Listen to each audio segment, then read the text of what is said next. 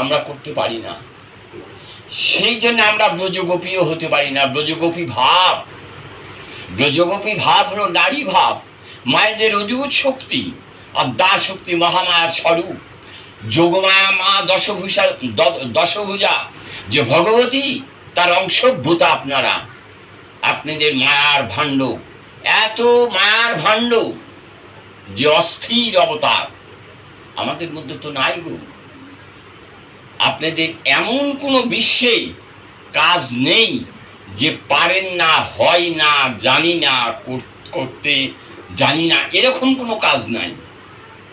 এরকম কোনো কাজ নাই, সব কিছু পারেন।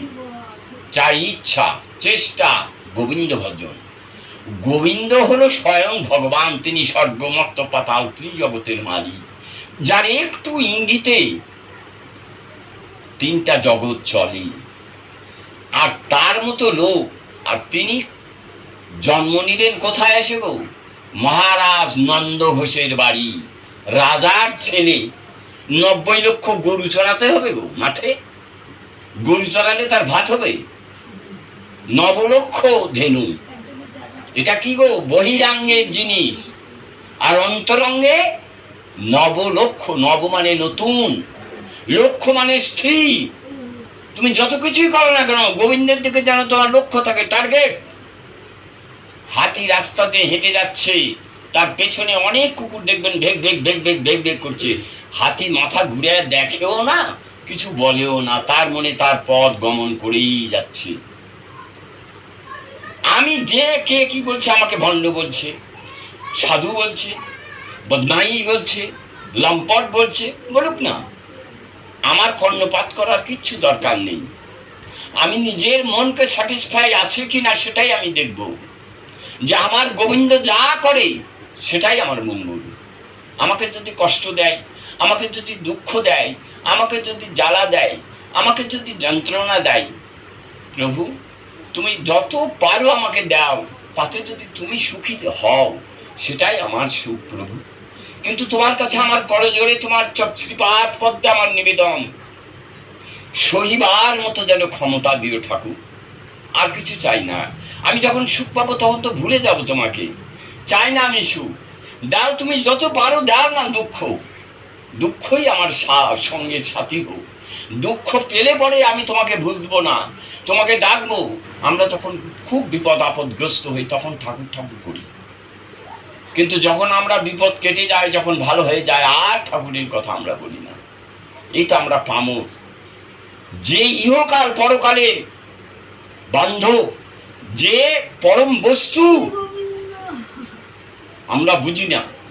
এই যে আঙ্গুলটা বের করে রাখছেন, এই আঙ্গুলটা অশুদ্ধ আঙ্গুল, তর্জনী, লোককে ভয় দেখায়, দেখে নেব তোকে, গালাগালি করে না, এই আঙ্গুলটা উঠায়, এর নাম হলো তর্জনী, তর্জন করে। ভগবান অনাদিরাদি কৃষ্ণ, তিনি এই অহংকার, শক্তি, বর্বরতা, এগুলো তিনি পছন্দ করেন না। তাই এই আঙ্গুলটা অসিদ্ধ, তাই এই আঙ্গুলটা এই মালার মধ্যে থাকার কোনো অধিকার নাই। তো আমি যখন গোবিন্দকে এই যে জল দিতে যাব খুশি করে, খুব সাবধান এই আঙুলটা। আমি ফুল দিতে যাচ্ছি গোবিন্দের শ্রীপাদ পদ্মে, আঙুলটা সাবধান। আমি আরতি করতে যাচ্ছি, আঙুলটা সাবধান। সব কিছু আমাদের বিধি বিধান আছে। বিধি বিধান ছাড়া কোনো জিনিস নাই। আমরা সব কিছুকে বিকৃতি করেছি। এবং মহাপ্রভু তিনি জানতেন যে কলির মায়াবদ্ধ জীব, এরা নয় ত্যাগী, নয় সন্ন্যাসী, নয় বৈষ্ণব। বৈষ্ণব ধর্ম প্রচার করতে করতে করতে তার মনে এত ব্যথা গেল, তাই তিনি বললেন যে কলিতে হইবে হরিনাম বেশি, নাচিবে গাহিবে তবু নরকে পচিয়া মরিবে। তারপরে তিনি চিন্তা করলেন সন্ন্যাস ধর্ম করলে পরে হয়তো সাধন, আমার সন্ন্যাস ধর্ম দেখে, আমার সন্ন্যাসী দেখে লোকে ভক্তি, শ্রদ্ধা, প্রেম, ভালোবাসা দিবে। তিনি সন্ন্যাস হলেন, তাও কিন্তু পারল না। মনের দুঃখে তিনি বললেন যে কি কাজ ছিল মোর সন্ন্যাস ধর্মে, কাউকে আনিতে পারিলাম না এ কর্মে, বৃথাই হলো আমার। তিনি ভগবান হয়ে আসেননি গো, কলি এই জন্যেই ধন্য। মহাপ্রভু শ্রীকৃষ্ণ চৈতন্য এসেছেন ভক্ত রূপে, অদ্বৈতের অজস্র ক্রন্দনে দুই নয়নের জলে বক্ষ ভাসিয়ে সেই নদিয়া নবদ্বীপের বাবলা তলায় বসে অদ্বৈত গোসাই নিত্যানন্দ প্রভুর যে নিত্য আনন্দ দেয়, সেই নিত্যানন্দ প্রভুর দক্ষিণে আছেন দাঁড়িয়ে অদ্বৈত গোস্বামী। তার আহ্বানে তিনি ভক্ত রূপে আসছেন, ভক্তের পাশে পাশে থাকবে, ভক্তের সুখে সুখী, ভক্তের দুঃখে দুঃখী হবে।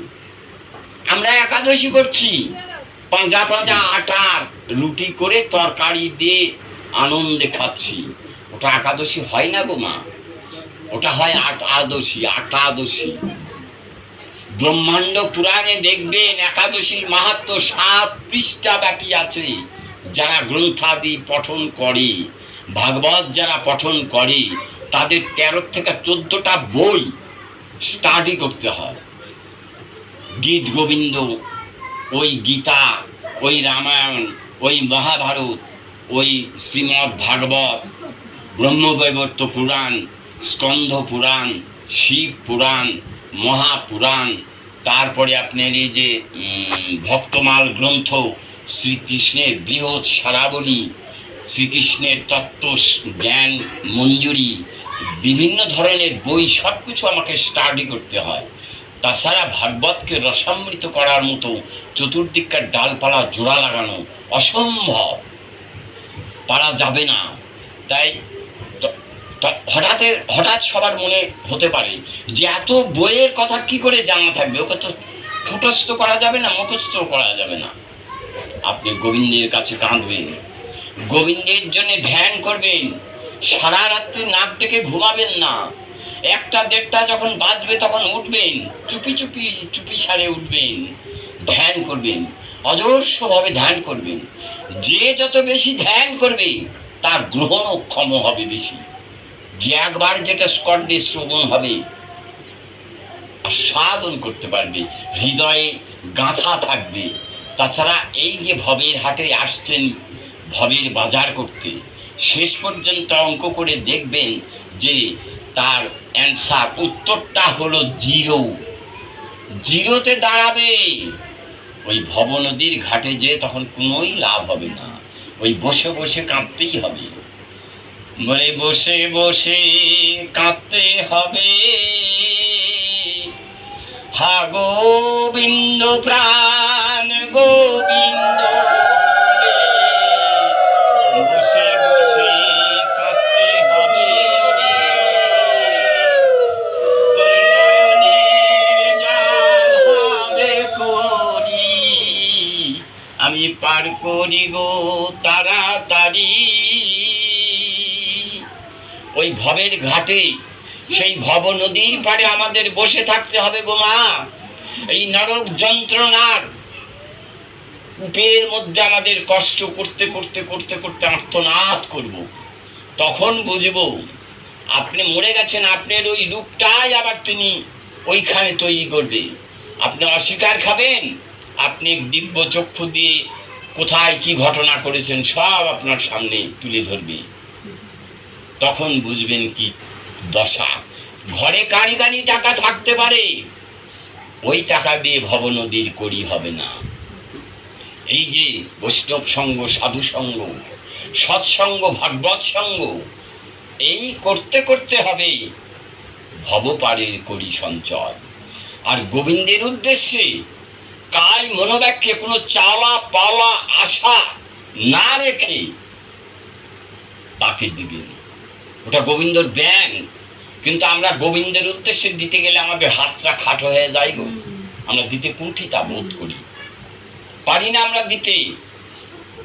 কিন্তু আমার কোনো কিছু হলে পরে তখন আমার ধার করা লাগুক, ঋণ করা লাগুক, মহাজন করা লাগুক, আমরা কিন্তু যেখান থেকে হোক জোগাড় করি।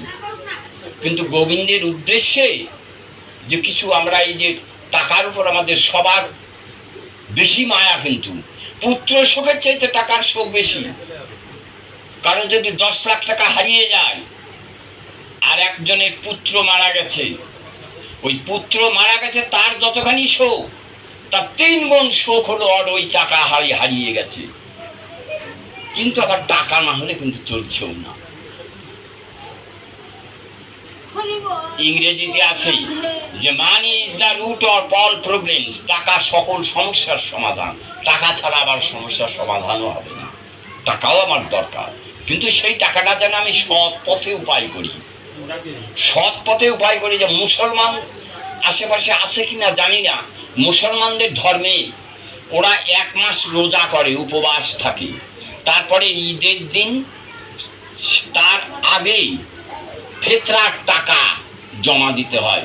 একটা পরিবারে 5 জন আছে, 100, 150, 100 এরকম মাথা পুচি একটা নির্ধারণ করা থাকে। ওদের যে মৌলবি থাকে, ওরা নির্ধারণ করে ওই টাকাটা জমা না দেওয়া পর্যন্ত তোমাকে ঈদগাহে যেতে দিবে না, ঈদগাহে নামাজ পড়তে দিবে না। আমাদেরও ধর্মে আছে। সারা বছর আপনি সংসার চালাচ্ছেন, উপায় করে সংসার চালাচ্ছেন, সবাই আমরা দানে একটু জমা করার চেষ্টা করি। 10 টাকা, 20 টাকা, 10,000, 5,000 যা জমা হবে তার 3 ভাগ রেখে দেন। 1 ভাগ অন্তত গোবিন্দের উদ্দেশ্যে, ভক্ত সেবার উদ্দেশ্যে, বৈষ্ণব সেবার উদ্দেশ্যে আপনি খরচ করে দেন। এটাই হলো আমাদের সনাতন ধর্মের নিয়ম। সত্য, সনাতন, সব 4টে অক্ষর, স, না, ত, ন, 4টে অক্ষরের মানে আছে সত্য, ন্যায়, ত্যাগ, নিষ্ঠা। কৃষ্ণ বলছি আমরা। কৃ শব্দের অর্থ কর্ষণ, কর্ষণ শক্তি। আর উষ্ণ, এটা হলো শ্রীমতী রাধারানীর আহ্লাদিনী শক্তি। ওর মধ্যেই রাধা কৃষ্ণ। রাধা রাধা বলছি, জয় রাধে বলছি। রাধার মধ্যেই, রা শব্দের অর্থই হলো আমার রাধারানী। তাকে ধারণ করে আছেন কে? অনাদিরাদি গোবিন্দ ধারণ করে আছেন, তাই ধা, তাই রাধা। তার মধ্যেও কৃষ্ণ আর রাধা আছে। মহাপ্রভু তো কাঁদছে আর বলছে রা রা রা রা রা বলে ধা বলিতে ধুলাই পড়ো রে, হারে গোরাং ধুলাই পড়ো রে। যেন ধারায় ধারায় ভেসে যায় রে, সে যে ধারায় ধারায় ভেসে যায় রে, সে নয়ন ধারায় ভেসে যায় রে, নয়ন ধারায় ভেসে যায় রে। নয়নের ধারা বইয়ে নিজে কেঁদে জগৎকে কাঁদিয়েছেন। আর আমরা কৃষ্ণ নাম করতেই একবারও আমাদের ভীতি সঞ্চার হয় না, মনের মধ্যে ভয় আসে না। তাকে ভোগ দিতে যাচ্ছি। আমার ঠাকুর দাদার আমলে হয়তো বৎসরে একটা মহাপ্রভুর ভোগ হয়েছে কিনা সন্দেহ, জানা গেছে বা শোনা গেছে, খুব বিরল। কিন্তু এখন 365 দিনে বৎসর 750টা ভোগ হয়। গোসাইয়েরা কুল পাচ্ছে না ভোগ দেওয়ার জন্যে। মহাপ্রভু কি অতই সস্তা জিনিস না গো? গাছের ফল নয়, টপ করে তুললাম আর খেলাম না। তিনি যেমন কমল তেমনি কঠোর। মহাপ্রভুকে পাওয়া, তার চরণে এতটুকু ঠাঁই পাওয়া অনেক কষ্ট। এটা ভক্তির পথ, কণ্টকাকীর্ণ, কাঁটার পথ। ধাপে ধাপে আপনার কাঁটা ফুটবে, সেই কাঁটা বিধাকে সহ্য করতে হবে। ভগবান আমাকে পরীক্ষা করবেই। ভক্তির পথ, সে তো বলছেই যে করে আমার আস তার করি সর্বনাশ, যদি না ছাড়ে পাস তবেই হই তার দাসানুদাস। তাহলে আমাকে পরীক্ষা করবেন। তিনি নিঃস্ব করেন, তিনি নিঃসহায় করবেন, কাঙাল করবেন, পথের ভিখারি করে দিবে আপনাকে। নিঃস্ব করে দিবে, তারপরে তিনি আবার টেনে নেবেন। কিন্তু তুমি ভেঙে পড়ো না, অধৈর্য হয়েও না। ধৈর্য যার নাই, ভগবান তার নাই। কারণ আমরা ধৈর্যচ্যুত হয়ে যাই। আমরা হরিনাম শুনতে শুনতে আমাদের অধৈর্য চলে আসে। কারণ এই ভাগবত হলো কলি বিরোধী পার্টি। এই ভাগবত যখন সৃষ্টি হয়, কলিরাজ তখন জন্ম নেয়। কলিরাজকে তাড়িয়ে দিয়েছে ওই রাজা পরীক্ষিত। তাকে অসহ্য জ্বালা করেছে, তাকে অপমান করেছে, তাকে তিরস্কার করেছে। সেই জন্যে কলি খুব কঠিন। এই যে আপনারা গীতা ভাগবত শ্রবণ করতে বসছেন, সবার পেছনে পেছনে কলি। আপনি এখানে বসে আছেন, কিন্তু মনটা চলে গেছে বাড়ি। তার স্বামী বাকি করছে, ওই বাকি হলো, ঘরের দরজাও তো দিয়ে আসেনি, ভাঙাচুরা বাড়ি, কি যে হলো। এই যে মনের দুর্বলতা, মনে করবেন না। যতক্ষণ আছেন গোবিন্দের কাছে এক নিষ্ঠা, একভাবে, ওগুলো সব কিছু নেগেটিভ চিন্তা বাদ দিয়ে দেন, দেখবেন। তার উপর একবার আস্থা করেন না। আপনার একটা 3 মাস কি 6 মাস কি 9 মাস এর একটা বাচ্চা আছে, ওই বাচ্চাটা কার উপর হিল্লা করে গো? মায়ের উপর। কখন হাগাবে, কখন মোতাবে, কখন শোষাবে, কখন খাওয়াবে, কখন স্নান করাবে, কখন ঘুমাবে, সব কিছু মায়ের দায়িত্ব। তিনি কিন্তু কিছু চিন্তা ভাবনা করেন না। কখন মা কি করছে তা মাই জানে। সেই রকম গোবিন্দের উপর আস্থা করেন তো? গোবিন্দের উপর আমাদের ভরসা নেই, বিশ্বাস নেই। আমরা নানান দেবতা নিয়ে পাগল হয়ে গেছি। মা মনসার পূজা লাগছে, কি তার ঘটা। তারপরে তার যদি 3 দিন ধরে গান হয় মনসার, ও লোক ধরে না, বসার জায়গা নেই। মায়েরা ওই দেখছে আর কাঁদছে আর দেখছে। বাবাটা জ্যান্ত সাপ, যদি ছোবল মারে উপাকাত। কিন্তু গোবিন্দের উপর আমার বিশ্বাস নেই। মনসার বাপের ক্ষমতা আছে। গোবিন্দ যতক্ষণ পর্যন্ত মা মনসা, বাসুদেব, বাসুকি নাগে, যতক্ষণ তিনি না বলছে যে ওকে ছোবল মার, আর বাপেরও ক্ষমতা নাই যে আপনি ছোবল মারি, ক্ষমতা নেই। তাহলে তার উপর আমাদের অকাট্য বিশ্বাস নেই। তাই তো আমরা নানান দেবতা নিয়ে খেলি। এই যে সুতোতে অনেক ধরনের ফুল, বিভিন্ন ধরনের ফুল দিয়ে মালা গাঁথলে পরে খুব সুন্দর লাগে দেখতে। তো গোবিন্দ এই যে গীতার পাঠ মাহাত্ম্যের মধ্যে আছে, তার সার বস্তু আছে, যে ওই যে সুতোটাতে বিভিন্ন রকমের ফুল দিয়ে গাঁথছে, ওই বিভিন্ন ফুলগুলি বিভিন্ন দেব দেবী, তারা যার উপর আস্থা করে আছে, সেই আস্থা কার উপর করে আছে? ওই সুতোটার উপর। ওই সুতোটাই হলো আমি, আমার উপর তারা আস্থা করে আছে। 33 কোটি দেবাদিদেব মহাদেব বলেন, 33 কোটি দেবতার মন্ত্রী ইন্দ্রদেবী বলেন, তার ভক্ত ব্রহ্মার মানসপুত্র নারদ, তার অবস্থায় বলেন, সবাই তার নামে ধ্যানে জ্ঞানে তার কথা মতোই তারা উঠা বসা করে। এক চুল এদিক ওদিক করবে না। ব্রহ্মলোকের ব্রহ্মা সৃষ্টিকর্তা, সেও তার অনুমতি ছাড়া এক পা নড়তে পারবে না। কিন্তু আমরা তো সে বিশ্বাস নেই। এরপর আমাদের অত বিশ্বাসই নেই। যখন যেটা আসছে তখন সেটা নিয়ে উন্মাদ হয়ে যাচ্ছি।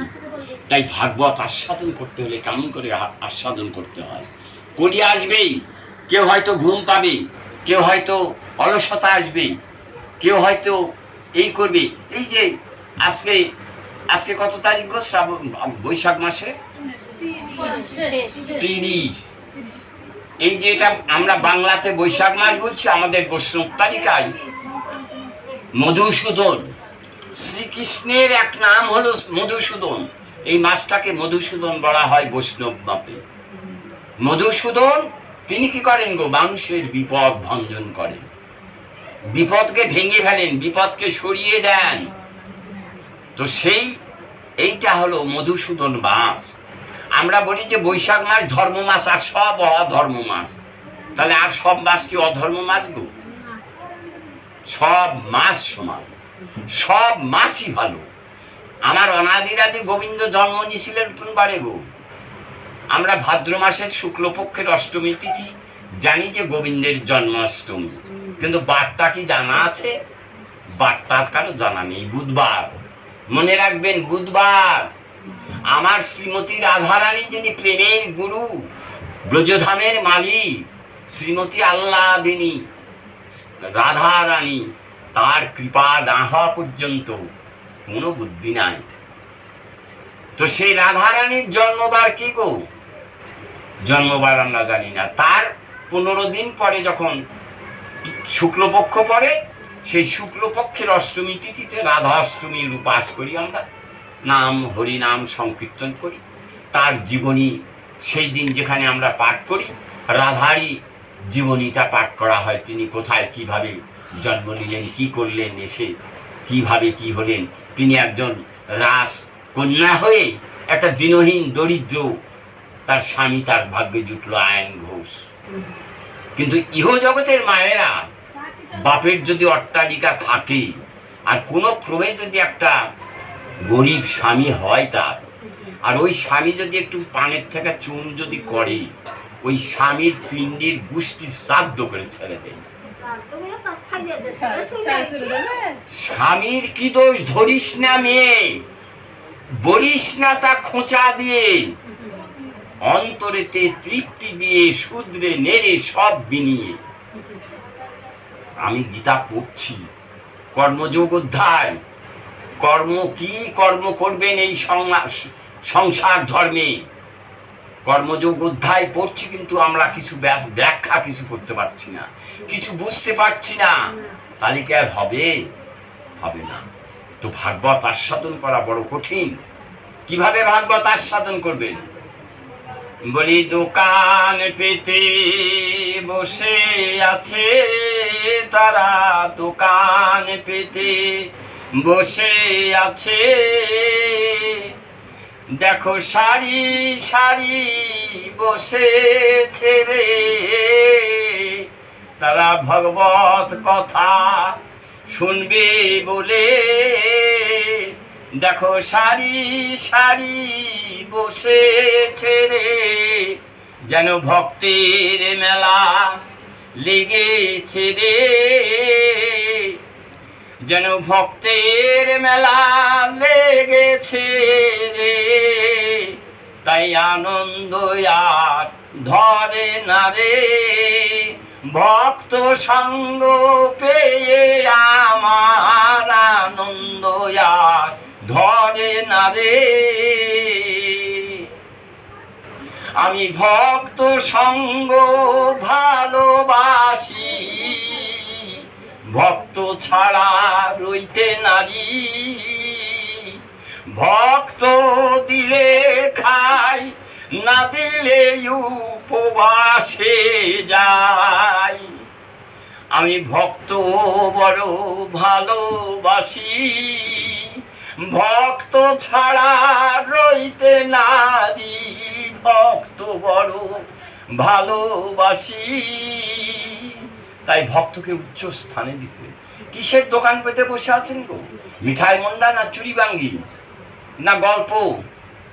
না, দোকান পেতে বসে আছেন। এই দোকান পেতে বসতে হবে ভাগবত আস্বাদন করতে।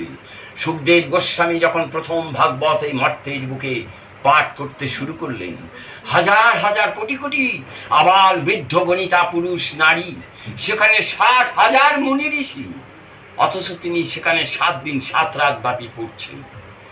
1 দিন 2 দিন 3 দিন 4 দিন 5 দিন পর্যন্ত পড়ে যাচ্ছেন, আর তার নয়ন দিয়ে বিগলিত হচ্ছে অদর্শ অশ্রুর বন্যা।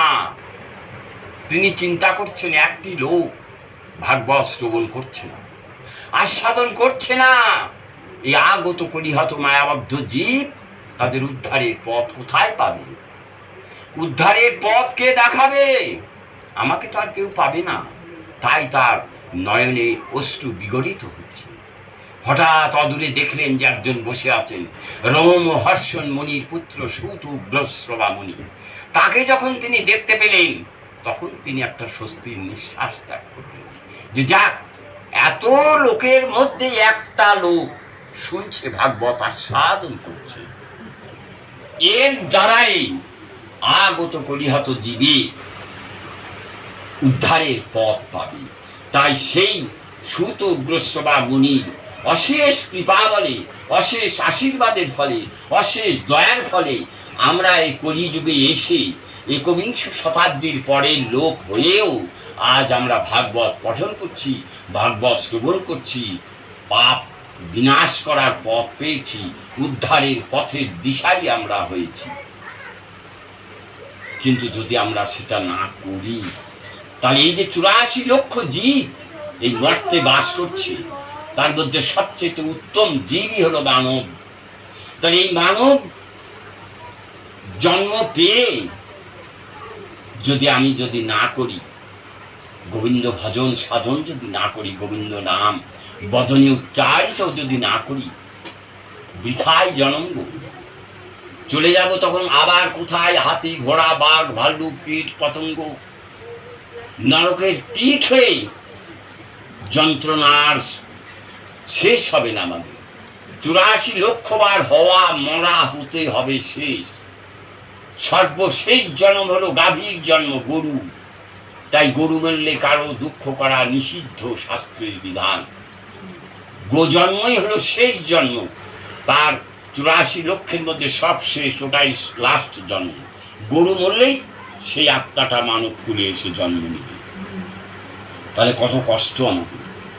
আর মানুষের মতো মানুষ হয়ে যদি আমি মরতে পারি, গোবিন্দের শ্রীপাদ পদ্ম স্মরণ করতে করতে যদি হৃদয়ে একবার যদি আঁকতে পারি, তাহলে গোবিন্দের চরণেই আমরা যাব।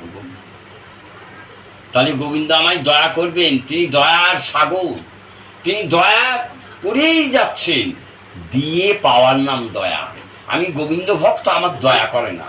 আমি গোবিন্দ ভক্ত, আমার কৃপা করে না। আমি গোবিন্দ ভক্ত, আমাকে আশীর্বাদ করে না। ভুল ভুল ভুল, ভুলে ভরা আমরা। দিয়ে পাওয়ার নাম দয়া। তুমি দাও, কি দিবা? এই যে যা কিছু এখানে আছে, গুরুপদরও নয়, গুরুপদর বাপেরও নয়, তার ঠাকুর দাদারও নয়, ও প্রতিনিধি। গোবিন্দ দয়া করে তাকে প্রতিনিধি স্বরূপ রেখেছেন, যোগান দিয়েছেন। আমার অনাদির আদি গোবিন্দ, তিনি এখানে প্রতিনিধি স্বরূপ দিয়েছেন। তাহলে কি দিব আমি? তার জিনিস তাকে দিব, তার দিয়ে তাহলে আমার লাভ কি? তিনি কি মিঠাই মন্ডা চাচ্ছেন? ওই যে গোপাল আছে, কোনো দেবতা কিন্তু এইরকম হাত পেতে নাই। ওই হাত পেতে আছে যে ক্ষীরের নাড়ু দিছে, ওকে ক্ষীরের নাড়ু চাচ্ছে গো? এই হাত পেতে আছে না। ও ভক্তের কাঙ্গাল, ও ভক্ত চাচ্ছে, ভক্ত মানুষ একটা চাচ্ছে, মানুষ ভিক্ষা চাচ্ছে। তিনি বড় ভক্তের কাঙ্গাল গো। ভক্তের জন্য তিনি কাঁদেন, ভক্তের দুঃখ তার সয় না। ভক্তের দুঃখে দুঃখিয়ে, ভক্তের শরীরে আঘাত পড়ে পড়ে সে আঘাত তিনি নিজের দেহে বহন করেন। ভক্তের বোঝা ভগবানে বয়। কিন্তু আমরা চিন্তা করি, আমরা ভাবি একবারও ভাবি না। আমরা এত পাষাণ, এত পাষণ্ড আমরা। তাই সবার কাছে আমাদের অনুমতি এবং সবার কাছে আমাদের নিবেদন যে সবাই আপনারা, আমি একা সুন্দর হলে তো, ভালো হলে তো হবে না, আমি তো ভালো থাকতে পারবো না গো। আমরা সবাই মিলে যদি এক পথের পথিক হতে পারি, এক ধ্বজার তলে যদি থাকি, সবার বদনে যদি একই নাম উচ্চারিত হয়, তাহলেই সেখানে সুখ বিরাজ করবে, শান্তি আসবে দেহে। সবাই আপনারা সুখ পাইছেন। আজ থেকে 30 বছর আগেই মানুষের অনেক অভাব অনাটন, ঘর বাড়ির অনেক কিছু কষ্ট ছিল। আমারও তো 74 বছর বয়স হচ্ছে, বয়স তার কম হয় নাই, দেখছি। কিন্তু এখন অনেক মানুষের সুখ হয়েছে, কিন্তু কোনো মানুষ চিত্তে হাত দিয়ে বলতে পারবে না যে আমার শান্তি আছে। অশান্তি সাগরে হাবুডুবু খাচ্ছে, সুখ পেয়েছে বটে। আজকাল আমরা ছেলে মেয়েদের অনেক শিক্ষায় শিক্ষিত করছি, ডিগ্রিধারী করছি। ওগুলো ডিগ্রিধারীর কোনো দাম নেই। শিক্ষিত হলেই তারে, ডিগ্রিধারী হলেই তারে শিক্ষিত বলা যায় না। অভ্যাস, ব্যবহার, সহজ জ্ঞান না হলে শিক্ষা তার হয় না। ছোট বড় লঘুকরণ জ্ঞানই আসেনি তাদের। এই যে যুবক যুবতীরা গীতা ভাগবতের আসরে আসে না, কত সংসারে আছে একটা মেয়ের জন্য হাহুতাশ করছে, কত সংসারে আছে একটা ছেলের জন্য হালতাস করছে, কেন করা লাগবে গো? আমাদের দয়াল প্রাণ গোবিন্দ কৃষ্ণ ভগবান তিনি তো তার ভক্ত মহাজনদের দিয়ে বিধি বিধান দিয়ে গেছেন। একটা বাবা মা ইচ্ছা করলেই পুত্র সন্তান লাভ করবে, ইচ্ছা করলেই কন্যা সন্তান লাভ করবে, কেন পারছে না? সেই যুবক যুবতীরা গীতা ভাগবতের আসলে আসে না, আসবে না, তারা এই জ্ঞানের অধিকার হবে না। একটা সন্তানকে আপনি কলেজে পড়াচ্ছেন, চারটা পাঁচটা টিউটার দিচ্ছেন, তার পেছনে হাজার হাজার টাকা ব্যয় করছেন, যাকে শিক্ষায় শিক্ষিত করতে হবে, জীবনে কোনো কিছু চাকরি পেতে হবে, খুব ভালোভাবে সুন্দর জীবন লাভ করবে, ঘন্টা হবে, কিচ্ছু হবে না। আধ্যাত্মিক যোগসূত্র চাই। আমার প্রাণ গোবিন্দ বলছে যে সকাল সকাল একটা সদ্গুরুর আশ্রিত করো। সকাল সকাল শব্দের অর্থ কি? একটা গ্র্যাজুয়েশন কমপ্লিট করা কোনো ছেলে মেয়েকে যদি বলা যায় যে সকাল মানে কি, বলবে। সকাল সকাল মানে কি, পারবে না। হয়তো কেউ কেউ বলতে পারে যে বাংলার ডিকশনারি বের করতে হবে, তাহলে হয়তো সেটার উত্তরটা পাওয়া যাবে, পারবে না। আধ্যাত্মিক পথের সঙ্গে যার যোগসূত্র আছে, গোবিন্দের সঙ্গে যে যোগসূত্র বেঁধেছে, তারাই একমাত্র জানে যে সকাল সকাল শব্দের অর্থটা কি। নরনারী, প্রত্যেকটা নরনারী, পুরুষ হোক আর নারী হোক, কেবল যৌবনের ছাপ লাগো লাগো হচ্ছে তার দেহে। ঠিক সেটাই হলো মানুষের সকাল সকাল। সেই সময় তুমি গুরু আশ্রিত করে দাও। লেখাপড়া করছি, করুক না, তাতে তো বাধা নাই। কোনো ছেলে মেয়ে প্রেম করতে গেলে পরে বাবা মায়ের কি বলে? তারা গোপন প্রেম করে, বলে না তো? তাহলে ওটা তো খারাপ কাজ। তাহলে ভালো কাজটা কেন বাবা মা করি না আমরা? আমাদের দোষ। আজকে আমি বুড়ো হয়ে গেছি, আমার উপার্জন নেই, উপায় করতে পারি না, আমার পুত্রবধূরা আমাকে ভাত দিচ্ছে না, আমরা তাদেরকে গালাগালি করছি।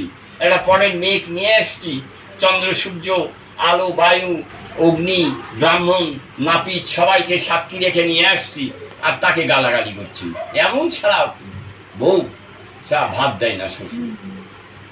দোষটা তো আমার বউ, কারো দোষ না, সব দোষ আমার। আমি গেড়েছি বিচা কলা, মানিক কলা খেতে চাইলে তো হবে না। আমাকে মানিক কলা খেতে গেলে মানিক কলাই গাঁটতে হবে। তাহলে এই যোগসূত্র, এই আধ্যাত্মিক জগতে কত রকম বুদ্ধি আছে, কত তার পথ আছে। বিশ্বের এমন কোনো সমস্যা নেই যে তার পথ বাতলানো না আছে। আমাদের সবার কি স্বভাব হয়েছে জানেন? চালুন চালুন চালুন চিনেন? আমরা চালুন দিয়ে চালি না, ভালো জিনিস দেখবেন বের করে দেয়, আর আবর্জনাগুলো বক্ষে ধরে থাকে। আমরা কিন্তু সবাই তাই। আমরা যত আবর্জনা ধরে নিয়ে আছি, কুলার স্বভাব ধারণ করেন। কুলার স্বভাব কি জানেন? কুলা ঝাড়ছে, আগাছা বের করে দেয়, আর ভালো জিনিসটা তার বক্ষে ধরে থাকে। তো আমরা ভালো জিনিস আমরা চোখে দেখতে পাই না, ভালো জিনিস আমরা আস্বাদন করতে জানি না, আমরা ত্যাগ করতে জানি না। আর মাছ মাংস আমার বাবার আত্মায় চাচ্ছে তাই খাচ্ছি। ছি, তোমার দেহের মধ্যে 5টা আত্মা আছে, যেটা পরমাত্মা, সে আত্মা ওই সব খাদ্য চায় না। সে চায় কি? তার খাদ্য কি? হরিনাম। হরিনাম সেই পরমাত্মার খাদ্য। তাকে আমরা সেই খাদ্য যোগান দিচ্ছি না, সে দিনে দিনে দিনে দিনে নিস্তেজ হয়ে যাচ্ছে। আর এই ভূতাত্মা, প্রেতাত্মা, রামেশ্বর আত্মা, এই যে আত্মাগুলো, তার খাদ্য আমরা যোগান দিচ্ছি, তারা বলবান হয়ে যাচ্ছে, ওদের সঙ্গে আরো পেরে উঠছে না। তাহলে আমরা কত কি অপরাধ করছি, আমরা অপরাধের শেষ নেই মা। সেই জন্যই ভাগবত সঙ্গ মানেই আমার হৃদয়ে জ্ঞানের আলো জ্বালানোর জন্য আমরা গুরুকরণ করেছি। গু শব্দের অর্থ অন্ধকার, রু শব্দের অর্থ আলো। যে আমাকে অন্ধকার থেকে আলোতে নিয়ে যেতে পারবে এবং তার মধ্যে সুপ্রিম পাওয়ার চাই, ঐশ্বরিক শক্তি একটা চাই, অলৌকিক কিছু তার ঘটনা চাই। আমরা বলি যে গুরু নিন্দুকের মুখ প্রভু না হেরিবে, যথা হয় গুরু নিন্দা তথা না যাইবে। গুরুর বিক্রিয়া যদি দেখো কখনো, তথাপি অবজ্ঞা নাহি করো কদাচন। আমরা বলছি মুখে, কিন্তু এটা গুরু নিন্দা নয়। আবার গুরু ত্যাগ হয় না কোনোদিন। গুরুতে যোগ হয়। গীতার মধ্যে গুরুযোগ অধ্যায় আছে, গুরুতে যোগ হয়। আপনি যে গুরু ধারণ করেছেন, গুরু কর্ম আমাদের, গুরু ধারণ করা আমাদের নিয়ম, সনাতন ধর্মের এটা নিয়ম। গুরু আপনি করণ করেছেন, কিন্তু হঠাৎ কোনো দিন যদি নিজে স্বচক্ষে দেখেন যে আমার গুরু চাল চলন আহার বিহার ভালো নয়, আপনি মন থেকে তাকে মুছে ফেলবেন না, হৃদয়ে ধরে রাখবেন, কিন্তু তার সঙ্গ ত্যাগ করে দেন, তার সঙ্গ করবেন না। একের অধিক গুরু করা যায় গো মা। নারায়ণের একের অধিক গুরু, তেতাতে রামচন্দ্র ভগবান হয়ে আসলেন, তার একের অধিক গুরু। অনাদিরাদি গোবিন্দ দাপরে আসলেন শ্রী ভগবান হয়ে, তার একের অধিক গুরু। কলিতে শ্রীকৃষ্ণ চৈতন্য মহাপ্রভু আসলেন একের অধিক গুরু। তো ভগবানেরা যদি একের অধিক গুরু করে থাকে, তাহলে আমার করতে অসুবিধা কোথায় গো মা? কেন তারা করলেন? নিজে আচরি ধর্ম পরকে শেখার। তারা আচরণ করে গেছেন। ভগবানের কি দরকার ছিল? গৌরাঙ্গ মহাপ্রভু সকাল থেকে সন্ধ্যা পর্যন্ত 20 বার যদি আসে, 20 বার তার মাকে প্রণাম করছে। কেন করছে? তিনি তো ভগবান, তার আবার প্রণাম করা লাগবে কেন? নিজে আচরণ করে দেখিয়ে গেছেন যে তুমিও তোমার মাকে প্রণাম করো, তাই তারা শিখিয়ে গেছেন। মহাপ্রভু মাত্র 48 বছর নররূপে লীলা করেছেন এই জগতে। তার 14 বৎসর তার গৃহী, 18 বৎসর নীলাচলে, 6 বৎসর ব্যাপী তিনি তীর্থ পর্যটন করেছেন। তো ভগবান যার, তাকে তো আমরা হাওয়া করে কাঁদছি, তাকে ডাকছি তাকে পাবার জন্য, তাহলে তার কি দরকার আছে তীর্থ পর্যটন? আমরা অনেকে বলে থাকি না যে ইচ্ছা করলে বাড়িতে বসেই তীর্থ হয়। ভেদ কথা, ভুল কথা। নয়নে যতক্ষণ না দেখবেন, আপনার স্বামীকে সবসময় দেখছেন আপনি, আর আপনার স্বামী আপনি দেখছে সবসময়। আপনি এখানে মুদ্রিত চোখ মুদ্রিত করে স্বামীর একটু চিন্তা করেন তো, স্বামীর সব কিছু আপনার চোখের পর্দায় যেন ভেসে উঠবে। আপনার স্বামী বিদেশে গেছে, আপনার স্বামী সবসময় আপনার মুখ দর্শন করে। ও যদি একবার চোখ বুজে যদি স্ত্রীর কথা চিন্তা করে, ওই স্ত্রীর সমস্ত কিছু তার চোখের সামনে ভেসে উঠবে। তাই যতক্ষণ পর্যন্ত দর্শন শাস্ত্র, দর্শন যতক্ষণ পর্যন্ত না করতে পারছি, হৃদয়ে আমার কর্ষণ আসবে না। তাই আমার যে গোবিন্দের ভুবন ভোলানো রূপ, আমি তো তিন বেলা তো তাকে আমার এই নয়ন পাপিষ্ট নয়ন দিয়ে তো তাকে দর্শন করি না গো। তার কাছে আমরা তো বসি না, 5 মিনিটের জন্যে তার কাছে নিবেদন জানাই না। 1 গণ্ডূষ জল তুলসী তাকে তো দিতে ভুলে থাকি। আমরা সব কিছু করছি, কিন্তু ওইটা বাবা ওইটার সময় নাই, ওইটার সময় পাওয়া বড় কঠিন। এই এত কিছু কাজ করছি, ওটা আমরা খেয়াল মাফিক ভস্তি গুরু, খেয়াল মাফিক ভস্তে গুরু হতে মানুষ হলি গরু। আমরা গরুই হয়ে গেছি। আমরা গুরুকরণ করে গুরুকর্ম করতে পারছি না। কর্মর মধ্যেই ধর্ম, ধর্ম এমন কিছু নয়। ভালো জিনিস ধারণ করার নামই হলো ধর্ম। তুমি সৎ পথে যাও, সত্য কথা বলো, সৎভাবে উপায় করো, সৎভাবে ব্যয় করো, ঈশ্বরের নামে কিছু ব্যয় করো, তার পেছনে যেন আশা আকাঙ্ক্ষা পাওয়া চাওয়া কিছু যেন না থাকে। তুমি সে বিষয়ে নিট অ্যান্ড ক্লিন।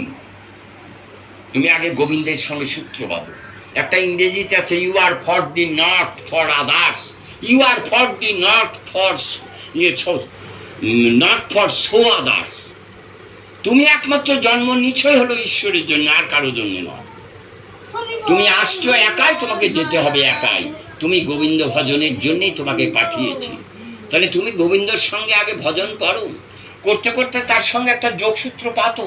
একটা অচেনা নারী, অচেনা পুরুষ, তারা মালার বন্ধনে বিবাহ সূত্রে তারা এক সুরে গাঁথা হয়। তারপরে উভয়কে চিনতে পারে। তার যোগসূত্র না হওয়া পর্যন্ত তো চিনতে পারছে না। তাই গোবিন্দের সঙ্গে যোগসূত্র করেন, পাতেন। যোগসূত্র না হলে আমি কাকিমা, জেঠিমা, মাসিমা, পিসিমা বলে ডাকলে সে তো উত্তর দিবে। তাছাড়া এই রাস্তাতে তো হাজার হাজার নরনারী যাচ্ছে, কেউ ঘুরে তাকাবে না। এই করছে, এখন কাকে এই করছে, ভুরুক্ষেপ করবে না। তাহলে প্রাণ গোবিন্দের নাম উচ্চারিত আমাদের বদনে করে তাকে যদি ডাকা যায়, চাই হলো নিজের ভক্তি, আকুলতা আর নয়নের জল। এই তিনটা জিনিসই হলো ভগবানের চরণ পদ্ম পাওয়ার স্থল, এছাড়া আর নাই কিছু। তাই আমরা যেন গোবিন্দকে ডাকতে পারি। তো গীতা আমাদের সর্বশ্রেষ্ঠ, যেমন গুরুকরণ না করলে গোবিন্দ ভজনের অধিকার পাওয়া যায় না, তেমনি আমরা যে কোনো ধর্মগ্রন্থই পাঠ করি না কেন, যে ব্যক্তি করুক, পাঠক পাঠিকারা, গীতাকে যদি আগে স্মরণ অথবা মনন অথবা পঠন না করে যদি ওই গ্রন্থে প্রবেশ করি, তাহলে পরে মহা অপরাধ। গীতাকে উপেক্ষা করা মানে ওই গ্রন্থটাকেও উপেক্ষা করা হলো না সঠিক, ভেজালে পরিণত হয়ে গেল। তাই গীতাকে স্মরণ করতে হয়। গীতা শব্দের অর্থই হলো ত্যাগী। গীতা কথাটা উল্টে যদি লেখা যায়, ত্যাগী হয়। যে যত ত্যাগ করতে পারবে সে তত সুখী হতে পারবে। আমরা ত্যাগ করতে পারি না গো মা। আমরা ত্যাগের কথা শুনলেই আমাদের ভয়, জীবনে ভয় আসে। আর গীতা হলো ত্যাগের প্রতীক। গীতার মাহাত্ম্য, একটা লোক মৃত্যুসজ্জায় মৃত্যুর সঙ্গে পাঞ্জা লড়ছে, আমরা গীতার মাহাত্ম্যের যে বীজমন্ত্র গীতার, সেটা আমরা জানি না। 4 যুগের হরিনাম আমরা জানি না, আমাদের বদনে উচ্চারিত হয় না। যে তার কর্ণমূলে একটু দিব, চলে যাচ্ছে যখন, নাই। গীতার বীজমন্ত্র কি? ওই পাঠ মাহাত্ম্যর মধ্যে আসে। গঙ্গা, গীতা, সাবিত্রী, সীতা, সত্যবতী, ব্রহ্মবলী, ব্রহ্মবিদ্যা, ত্রিসন্ধ্যা, মুক্তি, গহিনী, অর্ধমাত্রা, চিতানন্দা, ভবগ্নি, ভ্রান্তি নাশিনী, বেদত্রী, পরানন্দা, তথার্থ জ্ঞান ও মঞ্জুরি। এই যে 18টি নাম, কবচ লাগবে না, হীরা চুন্নি পান্না গোমেদ আংটি লাগবে না গো মা। এটা আমাদের জীবনের রক্ষা কবচ। 4 যুগের হরিনাম আমরা হিন্দু কুলে জন্ম নিয়ে হিন্দু তো বজায় রাখার জন্য 4 যুগের হরিনাম জানি না। হাই রে হতভাগা আমরা। নারায়ণ পরবেদা, নারায়ণ পরাক্ষর, নারায়ণ পরাগতি, নারায়ণ পরামুক্তি, রাম নারায়ণন্ত মুকুন্দ মধুসূদন, কৃষ্ণ কেশব কংসারে, হরি বৈকুণ্ঠ বামন, হরে মুরারে মধুকৈটব ভারে, গোপাল গোবিন্দ মুকুন্দ শৌর্য, যজ্ঞেশ্বর নারায়ণ কৃষ্ণ বিষ্ণু, নিরাশ্রয় মাং জগদীশ্বর রুক্ষ। হরে কৃষ্ণ কৃষ্ণ কৃষ্ণ হরে হরে, হরে রাম রাম রাম হরে হরে। এই যে 4 যুগের হরিনাম, এই হরিনাম আমাদের বদনে আসে না। জীবটাকে যে আমরা উদ্ধার করব, লোক ডাকতে তখন ভাড়া খুঁজি আমরা। এইটা আমরা হিন্দু ধর্মের লোক, হিন্দুত্ব বজায় রাখতে আমরা পারছি না। তাহলে কি অবস্থা গো? কঠিন অবস্থা। তাই গীতার বহু কিছু কথা আছে। আমরা কলিযুগের মানুষ, আমাদের ধৈর্য সহ্য অনেক ক্ষমতা বাহিরে, আমরা পারি না ধৈর্য ধরতে। এই যে আমার তো সেই দিনই সবচেয়ে সুখী দিন মনে হয়। এই যে মধুসূদন মাস, আজকে 30 দিন হলো। 30 দিন অন্তত 40 থেকে 42টা আসর করলাম, একদিনও গুরু কৃপায় বাদ নেই। নিজের দেশের থেকে আমার এই যে এই নাতনি, এর বাড়ি আমি কোনোদিন দেখেছিলাম না, একবার দর্শন করেছিলাম কিয়ৎক্ষণের জন্যে, ততটাও মনেও নেই। এই মাস পরের থেকেও আমাকে ফোন করতেই থাকে, দাদু ওই 26 তারিখ মানে ইংরাজির 10 তারিখ অবশ্যই আমার বাড়িতে আসা লাগবে। যতই বাধা বিঘ্ন থাক, তুমি আমার খালি দাদু নয়, তুমি আমার গুরু, তুমি আমার গোসাই, তুমি আমার অমুক, তুমি আমার তমুক, মানে এরকম করতেই থাকতো, এত বিরক্ত করতো। কিন্তু আমি পারছি না, সেই প্রথম থেকেই আসার খুব চেষ্টা করছি যে একটা দিনের জন্য যাব, পরের দিন না হয় একটু রেস্ট নিয়ে তারপরের দিন চলে আসবো। না, কিছুতেই করতে পারছি না, মানে একের পর এক ওখানে, আজকে আমার বাড়ি, কালকে ওর বাড়ি, কালকে ওর বাড়িতে, এই করতে করতে করতে করতে যে 24 দিন পেরিয়ে গেল। আমি দেখছি যে আর একটা দিন হাতে আছে, কি করব আমি? মহা চিন্তার মধ্যে পড়ে গেলাম। যেই এসে বলে তাকে অনুনয় বিনয় করে বলি যে দেখো বাবা, আমি 26 তারিখে চলে যাব শিলিগুড়ি, কাজে আমার উপর নির্ভর না করে অনেকে কাছে একটু দিয়ে চেষ্টা করবে, আমার অপরাধ হলে পরে ক্ষমা করবে, আমি পারছি না আপনাকে গোবিন্দ নাম শোনাতে, আমার যেতেই হবে, আমি কথা দিয়ে ফেলেছি। সব পাপের বিধান দিছে আমাদের ব্রহ্মাণ্ড পুরাণে, কথা খিলাপের বিধান দেননি। এটা হলো ব্রহ্ম, এই যে ক্ষয় করছি, এটাকে আবার পরিপূর্ণ করারও বিধান আছে। মাসে একটা মৌন ব্রত, প্রতি মাসে একটা মৌন ব্রত, অর্থাৎ সূর্য ওঠার থেকে সূর্য ডোবা পর্যন্ত কথা বলা হবে না। আপনি বেড়ানা কুড়ানা ভাট বাজার খাওয়া দাওয়া সব কিছু চলবে, কিন্তু কথা যেন আপনার মুখ থেকে বেরোয় না। এটাকে বলা হয় মৌন ব্রত। যারা অত্যধিক ব্রহ্মকে ক্ষয় করছে, এই যে আমি মাসের পর মাস, দিনের পর দিন, এই যে 3 ঘন্টা 4 ঘন্টা ধরে বক্তব্য করছি, এই গীতা ভাগবত শ্রবণ করছি, তাহলে আমার ব্রহ্ম তো ক্ষয় হচ্ছে, সেটাকে আমার পরিপূরণ করা তো দরকার। তাহলে মাসে আমি একটা যদি মৌনব্রত করতে পারি, সূর্য পাঠে বসলে আমিও তখন গোবিন্দের কাছে বসে তুলসী জল বদনে দিয়েই হরে কৃষ্ণ কৃষ্ণ কৃষ্ণ হরে হরে, হরে রাম রাম রাম হরে হরে, প্রথম বদন খুললাম। রাধারানী জন্ম নিয়েছিলেন, কিন্তু তিনি বলেছিলেন আমায় যেন অন্ধ করে রেখো, সর্বপ্রথম চোখ খুললেই যেন তোমাকে আমি দর্শন করতে পাই। তাই হয়েছিল তার জীবনে। তো আমি মৌন ব্রত করে আছি, অন্য কথা দিয়ে আমার বদনটা খুললে হবে না। গোবিন্দের কাছে যে গোবিন্দ নাম করে তুমি বদনটা খুলো, তাহলে আমার ওটা পরিপূরণ হবে। এইরকম আমাদের অনেক কিছু আছে। মাংস পেয়াসী যারা, 1 কিলো মাংস খেতে 3 মাস সময় লাগবে তার দেহে 1 কিলো মাংস দিতে। 1 কিলো মাংসের দাম 600 থেকে 700 টাকা দাম আছে। তার মধ্যে যে প্রোটিন, যে ভিটামিন তার দেহে যাচ্ছে, দরকার নেই অত পয়সা খরচ করা। তিল চিনেন গো মা? তিল তিল তিল খোসা ছাড়িয়ে ওই তিলটা 1 কেজি ঘরে রেখে দিবেন। 7 দিনে 1 দিন 25 গ্রাম তিলটা বেটে, ওটা ন্যাকড়ার মধ্যে বেঁধে, যেমন ডাল সিদ্ধ দেন, ওটা এরকম ভাতের মধ্যে দিয়ে রাখবেন। ওইটা তেল লবণ দিয়ে মেখে ওইটা ওই সিদ্ধ স্বরূপ পাতে দিয়ে ভোজন করবেন। 1 কিলো মাংসের প্রোটিন ওই 25 গ্রাম তিলের মধ্যে থেকে পাবেন।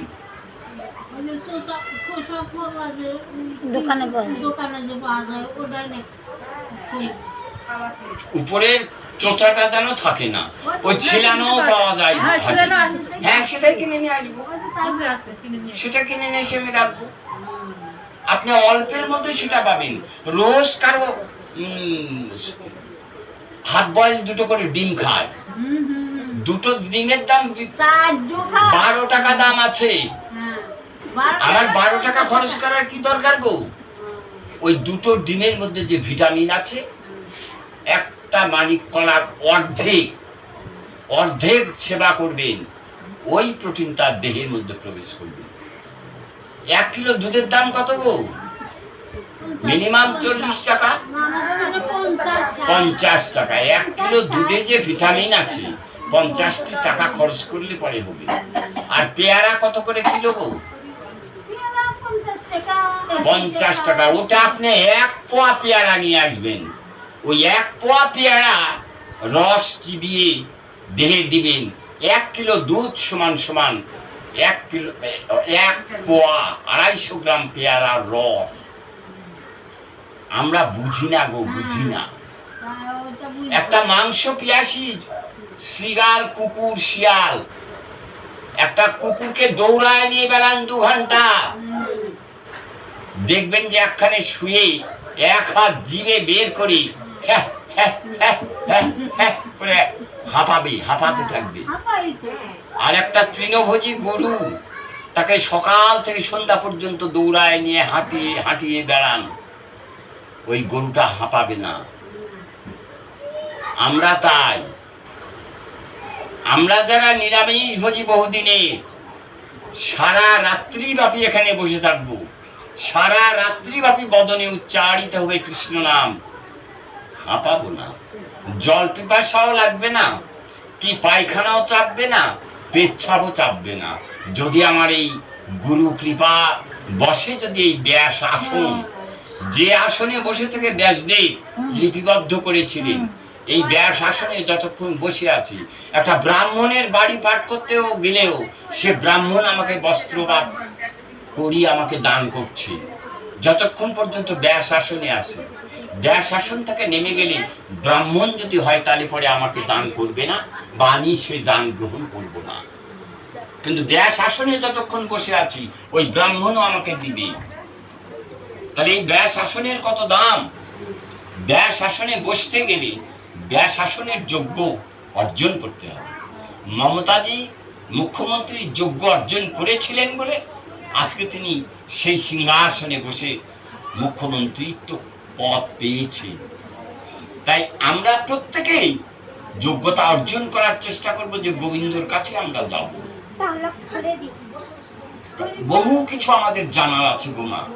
যদি গীতা ভাগবতের আসরে যান না, তাহলে পরে কান ভরে শুনবেন, যে পাঠক পাঠিকারা করবেন কান ভরে শ্রবণ করবেন, আপনার জীবনের পাথেও হবে।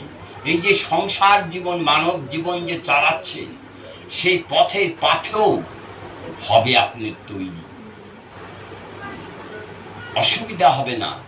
সব কাজেরই যেন অন্ধকারটা দূরে সরে চলে যাবে, বুঝতে পারবেন, অনুভব করতে পারবেন।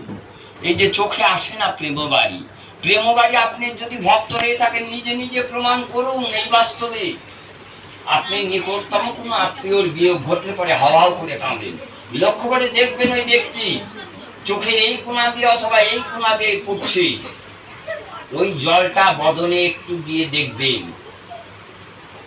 নোনচা লাগবে, লবণাক্ত। আর যে কৃষ্ণ নামে কাঁদে, কৃষ্ণ নামে কাঁদার যে কি সুখ, কৃষ্ণ নামে কাঁদতে কাঁদতে যদি সেই প্রেমবাড়ি ঝরাতে পারে, তার নয়নের মাঝখান দিয়ে বয়ান গলিত হয়ে পড়বে। সেটাই একটু বদনে আবার দিয়ে দেখবেন অমৃত সুধা। যে অমৃত সুধা ভাণ্ড মা লক্ষ্মী নিয়ে সমুদ্র গর্ভের দেশে চলে গেলেন, যখন দেবতার অসুরে লড়াই লাগলো সুধার অমৃত পান করব, সেই সুধা। তাই তো তিনি বলছেন, যে ভক্ত এক বিন্দু প্রেমবাড়ি আবার শ্রীবাদ পদ্মে দিতে পারে, তার কাছে আমি চিরঋণী। তার পেছনে পেছনে আমি ঘুরি, সে যা বলবে আমি তাই শুনি। আমি পারি না থাকতে, আমি পারি না ওই জল সহ্য করতে পারি না। আমি অনেক কিছু সইতে পারিব, কিন্তু ভক্তের নয়নের জল আমি পারি না সইতে। তাই তো তার কাছে আমি যাই, তিনি আসেন। আমার অনুভব থাকা চাই, আমার অনুভূতি আসবে, তবে তো গোবিন্দ নামে মাতোয়ারা হয়ে যাবে, গোবিন্দ নামে ডুব দিবেন গভীর তলদেশে। গোবিন্দ নামে ডুব দিয়ে দেখবেন যে ঝিনুক পেলে লক্ষ ঝিনুকে কোনো ঝিনুকে মুক্তা মিলেই। তাই গোবিন্দ নামে বিভোর হয়ে যায়। তাহলে আমরা সুখ শান্তি দুটায় বজায় রাখবো। আমাদের প্রেম প্রীতি ভক্তি নিষ্ঠা সবকিছু আমার এই হৃদয় থেকে উবে গেছে, নাই আমাদের মধ্যে প্রেম প্রীতি কিচ্ছু নাই। কেউ আমরা জানি না ভালোবাসতে, তাকে শুধু আঘাত দিতেই আমরা জানি, পরনিন্দা পরচর্চায় আমরা ভালোবাসি। এই তো হলো আমাদের কর্ম। আমি ডাকছি, এসো হে গৌরাঙ্গ হৃদয় মন্দিরে। কিন্তু তোমার হৃদয় যদি কলুষিত হয়, তাহলে গোবিন্দ কি করে আসবে গো? আবর্জনায় পরিপূর্ণ হয়ে আছে। আপনার বাড়ির নতুন জামাই আসলো, 18 ব্যঞ্জন সাজিয়ে তাকে খাওয়ালেন, রাত লাগলো, আর ওই গোয়াল ঘরে নিয়ে যে যদি শুতে দেন, ওই জামাই রাতারাত পালায়া চলে যাবে, আর নাকে 14 বার করে খত দেবে যে বাবা আর জীবনে শ্বশুর বাড়িতে আসবো না। আমাদের প্রভুর দশা হচ্ছে তাই। আমি ডাকছি, এসো হে প্রাণ গোবিন্দ। কিন্তু আমার হৃদয়টা তো কলুষিত, আবর্জনায় পরিপূর্ণ। সবার মনে বাসনা থাকে, কবে হব আমি সেই ব্রজবাসী, কবে পাবো যুগল দর্শন, আমি এই নয়নে যুগল দর্শন হেরিব। কিন্তু তোমার হৃদয়ে যে যুগল আছে, সেই যুগলকে নয়নে পরিশন করে ভিজিয়ে দাও, দেখবা তোমার ব্রজের পথ আপনি খুলে যাবে। কিন্তু আমরা তো গোবিন্দ প্রাণ গোবিন্দ বলে কাঁদতে পারি না, নয়ন আমাদের বাড়ি আসে না, আমার হৃদয় মন্দিরের যুগলকে সিক্ত করতে পারি না, নয়নের বরিশনে প্রেমের বন্যা আনতে পারি না। তাহলে আমি কি করে গোবিন্দ আমায় কৃপা করবে গো? করে না, আমাদেরকে কিছুতেই করে না। তিনি চেষ্টা করছে সবাইকে দেওয়ার জন্য, তার দয়া ছিটানো আছে, তোমরা শুধু নিয়ে নাও। কত চেষ্টা করছে, কত ব্যাকুল ভাবে বলছে, কিন্তু আমরা তার কথা শুনি না। যদি কোনো সন্তান বাবা মার কথা যদি না শুনে, তাহলে বাবা মায়ের নিশ্চয়ই রাগ হয় সন্তানটার উপর। যেমন কুসন্তান যে কথা শুনে না, ডানে বললে বাঁয়ে যায়। তা আমার প্রাণ গোবিন্দ হলো জগৎ পিতা গো, জগতের না, জগৎ বলল। তিনি চেষ্টা করছে যে তোমরা সুখী হও, তোমরা আমার আশীর্বাদ কুড়িয়ে নাও। কিন্তু আমরা পাচ্ছি না গো। এত আমরা নির্মম, পাষণ্ড, পাষাণ আমরা। তাই তো গোবিন্দ নাম আমরা করি না। বছরে একটা বার যে বাড়িতে গোবিন্দ নাম করব, আমাদের সময় হয় না। ভক্তের চরণ দুটিতে হৃদয়ে ধারণ করব, পারি না। বলে দাও দাও আমায় ধুলি দাও গো, দাও দাও আমায়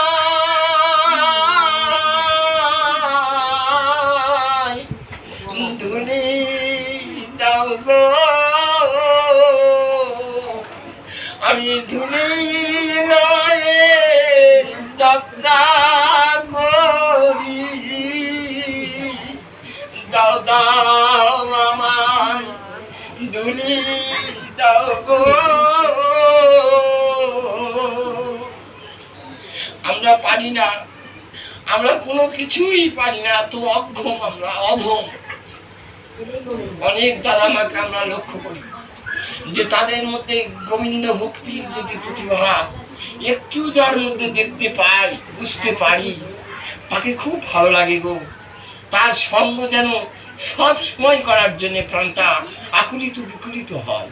জোর সঙ্গটা যদি করতে পারে, সে নারী হোক আর পুরুষ হোক, যদি গোবিন্দ নামে বিভোর হয়ে যায়, মহাবৈষ্ণব চূড়ামণি যে হয়, নারী পুরুষের ভেদাভেদ থাকে না মাগো। কোনটা দিবা, কোনটা রাত্রি, কোনটা তিতা, কোনটা মিঠা, কোনটা তিতা, কোনটা টক থাকে না তাদের হৃদয়ে। তাই তো আমরা পাই না সে পথ, আমরা শ্রবণ করতে জানি না। তো যাই হোক, এখানেই গীতাকে বিশ্রামে রাখছি। গীতা আমাদের শ্রেষ্ঠ বস্তু, যে আমরা গীতা গ্রন্থের কথাই বলি, অন্য গ্রন্থের কথা কিন্তু আমরা বলি না। যেখানে গীতা পাঠ হয়, যদি কীর্তনিয়া এখানে থাকতো, তাদেরকেও যদি ডাকা হতো, তারাও সর্বপ্রথম গুরুবন্দনা করত, গুরুবন্দনা করে গীতার গানটা করত। জীবের গীতায় আরাধনা, গীতায় উপাসনা, গীতায় সর্বসার। জীবের গীতায় আরাধনা, গীতায় উপাসনা, গীতায় সর্বসার। জীবের গীতায় সাধন,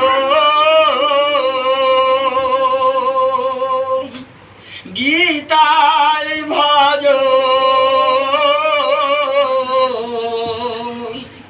জীবের গীতা সাধন,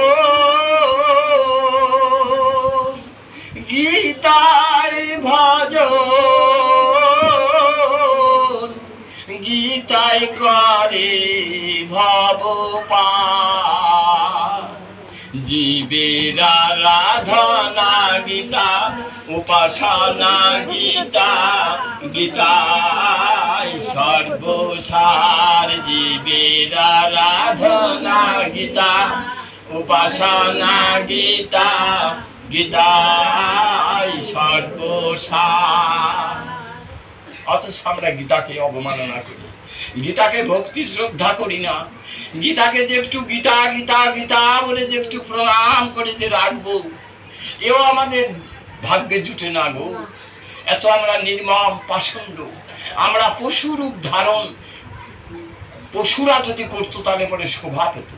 আমরা মানব কুলে জন্ম নিয়ে এত জ্ঞান লাভ করি, আমরা আচরণ করছি পশু সম আচরণ। তাই তো তিনি কাঁদেন, তিনি সব সময় কাঁদেন আমাদের লাগি, যে কি করছে এরা। তাই তিনি কাঁদেন।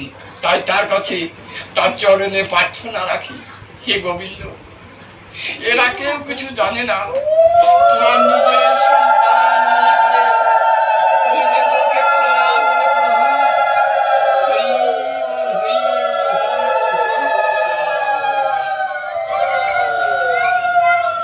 হরি বল, হরি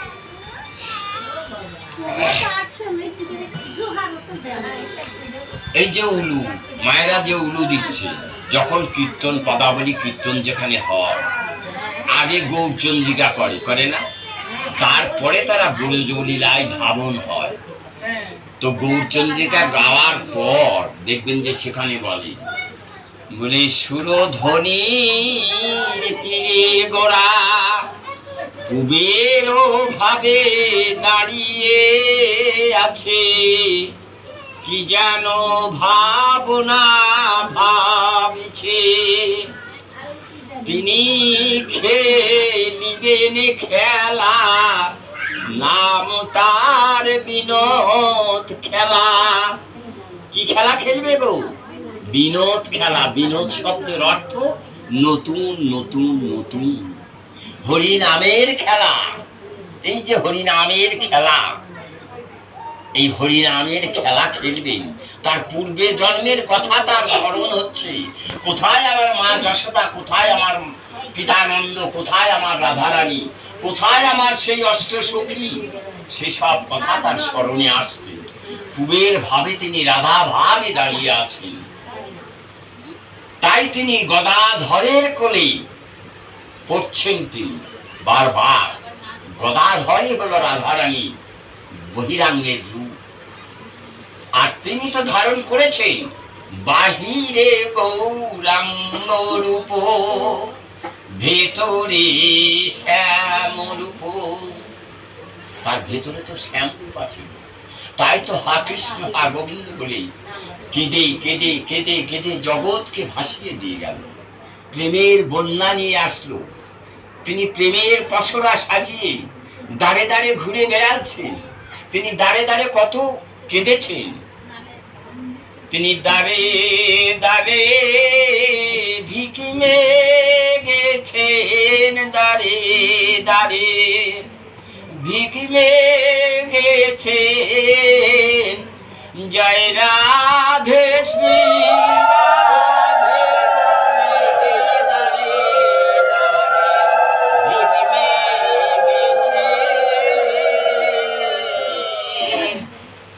তাহলে আমরা তাকে অনুকরণ করব। তিনি যা বলেছেন, বিনা আপত্তি, বিনা ওজরে, বিনা দ্বন্দ্বে, বিনা আশায়, বিনা পাওয়া, বিনা চাওয়ায় আমি করব, আমি করে যাব, ফলের আশা করব না। যা দিলে মঙ্গল হয় তিনি তাই দিবেন। আমি চাবার কি? তুমি তো চাওয়া জানো না। তুমি চাইবা কি? তোমার নিজের স্বার্থ সিদ্ধির জন্য। আজকে গাড়ি চাচ্ছ, কালকে বাড়ি চাচ্ছ, ওদিন সুন্দরী নারী চাচ্ছ, এই তো তোমার চাওয়া। ঠিক নয়। গোবিন্দের কাছে চাইতে গেলে অপরাধ হবে। গোবিন্দকে শুধু দিয়ে যান, দুহাত ভরে উজাড় করে দিয়ে যান, বদন দিয়ে তার সেবা করেন। উলু দিচ্ছেন, 64 রকমের সেবা আছে, 64 রকমের অপরাধ আছে। উলু এটাও 64 রকমের সেবার একটা অঙ্গ। উ শব্দের অর্থ রাধা, আর লু শব্দের অর্থ কৃষ্ণ। উলু যে দিচ্ছেন, যে মায়েরা উলু দেন, যত বড় নিঃশ্বাস খড়ায়া দিবেন, উলু দিতেই থাকবেন। যে মায়েরা শাঁখ বাজায়, নিঃশ্বাস যত বড় ততখানি ধরে শাঁখ বাজাবেন, সে মায়ের কোনোদিন শ্বাসকষ্ট হবে না। যদি সায়েন্টিক্সের কোনো ছাত্রছাত্রী এখানে থাকতো, তারাও জানে আধ্যাত্মিক পথের সঙ্গে তার যোগসূত্র আছে, কিন্তু আমরা তো জানি না। জয় রাধে, জয় রাধে বলে হাতে তালি দিচ্ছেন, আমরা তালিটাও দিতে জানি না। এইভাবে দিবেন না, এইভাবে দিয়ে কাজ হবে না। আঙ্গুলে আঙ্গুলে বাড়ি যেন লাগে, তাহলে আপনার কি হবে? গোবিন্দ কাজ হবে। গাছতলায় যেমন তালি দিলে পরে গাছ থেকে পাখি উড়ে চলে যায়, আপনার মধ্যে বাসা বেঁধেছে পাপের বাসা। আর আপনার মধ্যে দুরন্ত শত্রু আছে 6টা: কাম, ক্রোধ, লোভ, মোহ, মদ, মাৎসর্য। এই যে 6টা দস্যু, তারাও উড়িয়ে যাবে, চলে যাবে দেহ থেকে। আর আপনার শরীরের কি হবে? আঙ্গুলে আঙ্গুলে বাড়ি লাগছে, নার্ভের দোষ হবে না, নার্ভের দোষ হবে না। গোবিন্দ সেবাও হলো, আপনার দেহেরও সেবা হলো। নিজের দেহটাকে গোবিন্দের বিগ্রহ মনে করে করবেন। জিবার স্বাদে খাবেন না, দেহের স্বাদে খাবেন, কাজে লাগবে। কিন্তু আমরা খাই জিবার স্বাদে, চোখ দিয়ে দেখলাম আর খেলাম। আমার শিক্ষা, দীক্ষা নিচে শিক্ষা নিবে। শিক্ষা শব্দের অর্থ কি গো? শিখে খাওয়া। দীক্ষা দিয়ে খা। তো শিখে যে আমি কি খেলে আমার ভালো হবে আর কি খেলে ভালো হবে না, এটা শিখা। এবং নিজে শুচি হয়ে থাকা সব সময়। মায়েরা পেচ্ছাপ করলে জল নেয়, কিন্তু দাদারা পেচ্ছাপ করলে জল নেয় না, অশুচি। শুচিতা তার মধ্যে নাই। যখন তখন গোবিন্দের কাছে যাওয়ার মতো তাদের ক্ষমতা নেই। তাহলে শুচি হন, শুচি হন, শুচি বাই হয়েন না, শুচি হন। তো যাই হোক, কথা বলতে বলতে যদি গুরু গোবিন্দ কৃপায়, যেমন জলের লেয়ার যদি তিনি একবার দয়া করেন, বদন থেকে কথা আর শেষ হয় না। অনেক রাত্রি হয়ে যাবে, তো গীতা শেষ হয়ে গেল। ভাগবতের যে কোন কাহিনী যে বলি, তাই তো চিন্তা করছি যে রাত্রিও তো অনেক হলো। কটা বাজলে সখী? 9টা। এই তো 9টা বেজে গেল। 9:30। কোন কাহিনী যে ধরি ঠাকুর? কারো কি কোনো মনে আশা আকাঙ্ক্ষা বাসনা আছে নাকি? কোনো পালা শোনা, গীতা ভাগবত, চৈতন্য চরিতামৃত, চৈতন্য ভাগবত? না, শ্রবণ তো অবশ্যই করবেন। তো রাত্রি অনেক হলো। যাই হোক, মায়েদের আমদানি যখন বেশি, যাকে মায়েদেরই একটা বলি। আমার শ্রীকৃষ্ণের যত লীলা সবকিছু নরলীলা এবং উত্তম লীলা। আমার অনাদিরাদি গোবিন্দ তিনি বসে বসে বলছেন যে আমার হইতে আমার নাম বড়, নামের চাইতে ভক্ত বড়। তো সেই কথা তার ভক্ত নারদ, ব্রহ্মার মানসপুত্র হলো নারদ, তার 10টা পুত্র, জ্যেষ্ঠ পুত্র হলো নারদ। নারদ বলছে যে ভক্ত যদি থেকেই থাকে, আমি আমার মতন আর ভক্ত আর নেই।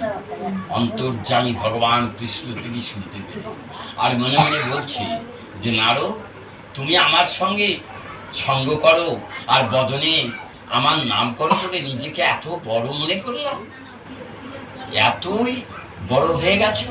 ঠিক আছে, তুমি কত বড় ত্যাগী হয়েছো, কত বড় ভক্ত হয়েছো, আমার কাছে তোমাকে পরীক্ষা দিতে হবে, আমি তোমাকে পরীক্ষা নিব, মনে মনে বলছে।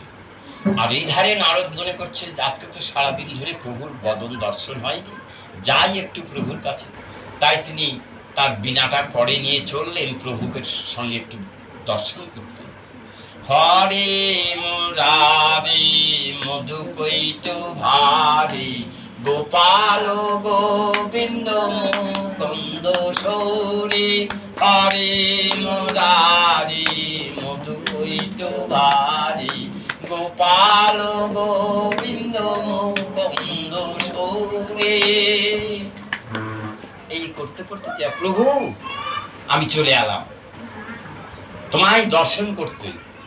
ভালো করেছো নারদ, আমিও মনে মনে ভাবছি বেশ করেছো নারদ, চলো তোমাকে নিয়ে আমি ভ্রমণ করতে যাব, মনে বড় ইচ্ছা।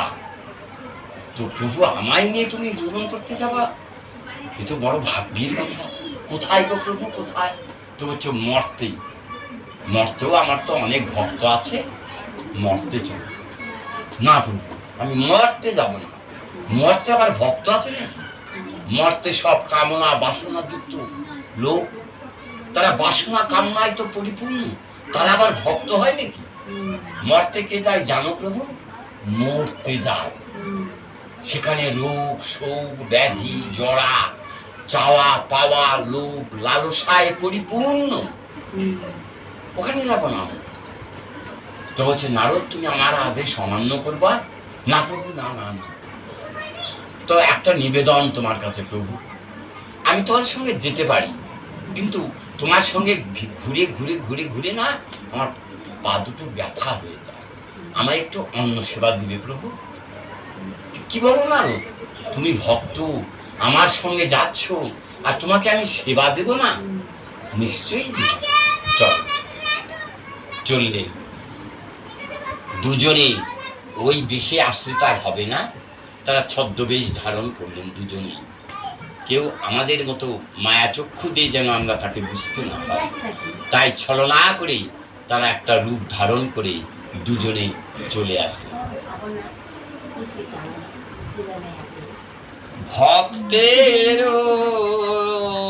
লাগি স্বর্গ ছাড়ি মর্তভূমে হরি। ভক্তের লাগি স্বর্গ ছাড়ি হরি মর্তে ভূমে হরি। ঘুরে ভক্তের লাগি ঘুরি ফিরি নারদ সঙ্গে করি ভক্তের দ্বারে ঘুরি ফিরি। আমি ভক্ত এর লাগি ঘুরি ফিরি। তিনি মর্তে সে ভক্তের দ্বারে দ্বারে ঘুরছেন।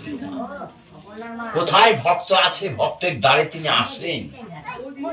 তো তাই তখন সেই ভক্ত করলেন কি, যে যাতে নারদের আর একটু অহংকার বেড়ে যায়, চতুর চূড়ামণি আমার গোবিন্দ, তো তিনি বললেন যে নারদ, ওই যে দেখছো না চারতলা অট্টালিকা একটা, এইখানে আমার একটা ভক্ত আছে, খুব ভালো ভক্ত।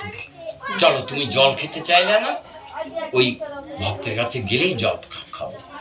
দ্বারে গেলেন, মা গো মা, কে আছো মা, আমার এক গ্লাস জল দাও না, বড় পিপাসিতা। বড় লোকদের সাধারণত দ্বারে একজন করে লোক নিযুক্ত করে রাখে অনেক বাড়িতে, যে ভিক্ষা দেওয়ার জন্য। সেই দাঁড়ি আবার তার মালিকের কাছে জানতে চাইলে মালিক বলল যে প্রভু, দাঁড়ে দুজন ভিক্ষুক আসছে, তারা একটু জল পান করবে। উনি তখন বললেন যে জল টল হবে না, ওদেরকে বলে দাও অন্য দরজায় যেতে, আমি জল টল দিই না। দাঁড়ি মনটা খারাপ করে চলে আসলো। দুটো ভিক্ষুক দেখে তার দয়া হচ্ছে, কিন্তু উপায় তো নেই। তিনি বললেন যে বাবা, আপনারা অন্য দরজায় যান, এখানে আমার প্রভু জল দিতে বারণ করবে। বাইরে চলে আসছে, দুজনে চলে যাচ্ছে, নারদ আর ভগবান। তো তখন নারদকে চট করে বলে, নারদ থামো, একে আশীর্বাদ করি। তিনি দাঁড়িয়ে বলছে, হে গৃহস্বামী, তোমার যা আছে তার জন্য দ্বিগুণ হয় আরো। বললেন, তখন নারদ বলছে, প্রভু আমাদেরকে এক গ্লাস জল দিল না, আর তুমি তাকে আশীর্বাদ করলা। তো গোবিন্দ বলছে যে ভক্ত ভুল করতে পারে, কিন্তু আমি তো ভগবান, আমি কি ভুল করতে পারি? নারদ তখন চুপচাপ বললো যে চলো, ওই যে সামনে একটা ছোট্ট কুটির দেখছো না, পর্ণ কুঠি, ওইখানে আমার আর একটা ভক্ত আছে, তুমি জল পান করবা, চলো। চলে গেলেন, এক পা দু পা করে গেলেন। ওই বাড়িতে কেউ নাই, একটা মাত্র বুড়ি মা। একটা বুড়ি মা ছাড়া কিন্তু দ্বিতীয় কোনো প্রাণী নেই। তিনি চুপচাপ বসে আছেন। যেই তখন মা, মা গো, মা ডাকে, নারীদের প্রাণ শীতল হয়ে যায়, এবং কাম শক্তি পুরুষে এবং নারী জল ঢালা পড়ে।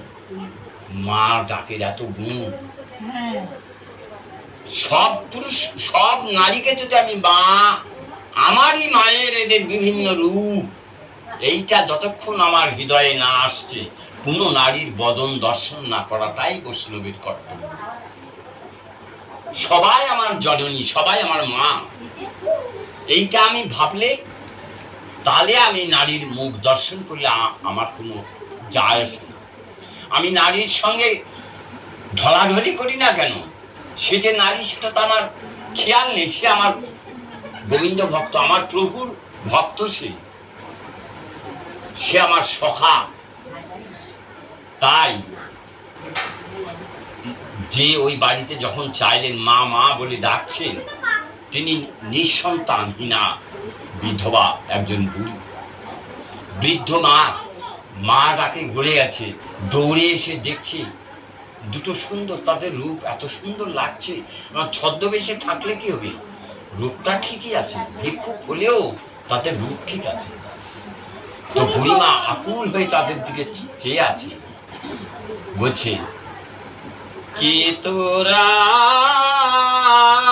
দুজানে আমানি আঙ্গানে দেখি নাই নয়ন পানে, কে তোরা দুজনে আমানি আঙ্গানে দেখি নাই নয়ন পানে। বড় সাদ জাগে মনে, না ছাড়িব দুহু জানে। বুড়ি মামা বলে প্রাণ জুড়ালি, তোরা আমায় মামা বলে ডাক না রে আমায়, আমার মা ডাকে যে প্রাণ জুড়ালি। সাদ জাগে মনে, ছাড়িব দুজনে। চট করে এরা বলছে, মা দাও না, আমাদের খুব জল পিপাসার, জলটা দাও না। হ্যাঁ বাবা দিব দিব, তোরা একটু ডাক না। তোদের নয়ন পানি চেয়ে মনে হচ্ছে তোদের সঙ্গেই আমার যেন পূর্বে জন্মের কোনো সম্বন্ধ ছিল, তাই তোদের এত সুন্দর মধুর মাটাকে আমার প্রাণটা গলে যাচ্ছে। দাঁড়া বাবা দাঁড়া, আমি জল নিয়ে আসছি। দৌড়ে তিনি ঘরে গেলেন, গ্লাসে জল ঢাললেন, কিন্তু হায় রে দুর্ভাগ্য, কারণ দুপুরবেলা একটা মানুষের এক গ্লাস জল, সাদা জল দিতে গেলে একটু তো কিছু মিষ্টি তার হাতে দেওয়া উচিত। একটা অন্তত বাচ্চা তার হাতে দিয়ে যদি জলটা দিতাম, আমার মনটা শান্তি হতো, তারাও পান করে শান্তি হতো। কিন্তু আমার এমনই দুর্ভাগ্য, আমার ঘরে তো কোনো জিনিস নেই। জলের গ্লাসটা কোনো থেকে গেল। দৌড়ে এসে বলছে, বাবা তোমরা একটু অপেক্ষা করো, ওই যে আমার একটা গাভী দেখছো বাঁধা আছে, ওই গাভীর মধ্যে অনেক দুগ্ধ আছে, আমি ওই দুগ্ধটা নিয়ে এসে তোমাদেরকে পান করাবো। তিনি চট করে দুগ্ধ দহন করে নিয়ে এসে ঘরের মধ্যে দুগ্ধ সেবার উপযোগ্য করে চিন্তা করছেন যে বিনা তুলসীতে নাহি মানে, গোবিন্দের সেবা যদি দেওয়া যায় বিনা তুলসীতে নিবেদন হয় না। তো এই মুহূর্তে আমি কোথায় পাবো?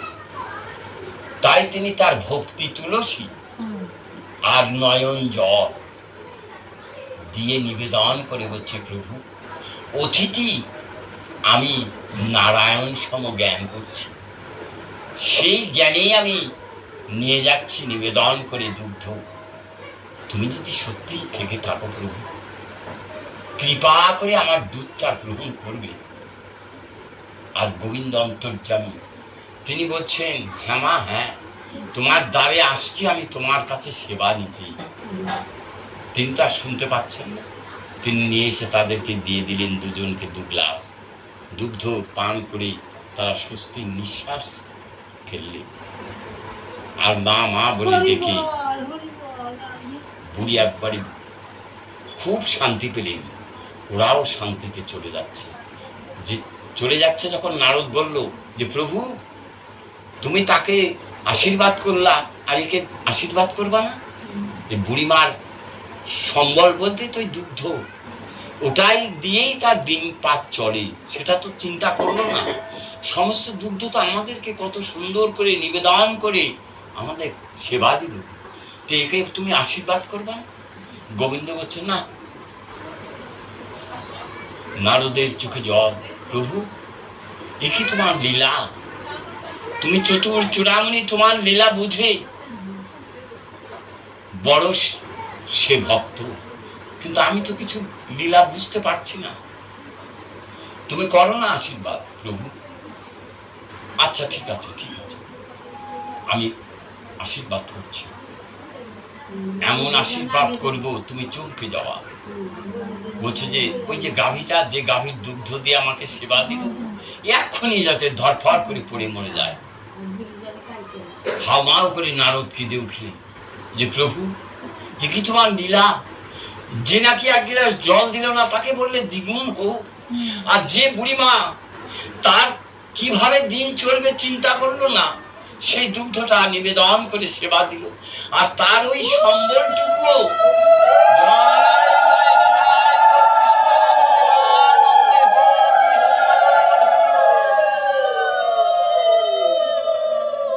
আর তুমি তাকে আশীর্বাদ দিচ্ছ না। তো বলছে যে ওই তো মরে যাবে। ইস, তোমার লীলা বোঝা বড় কঠিন দায়।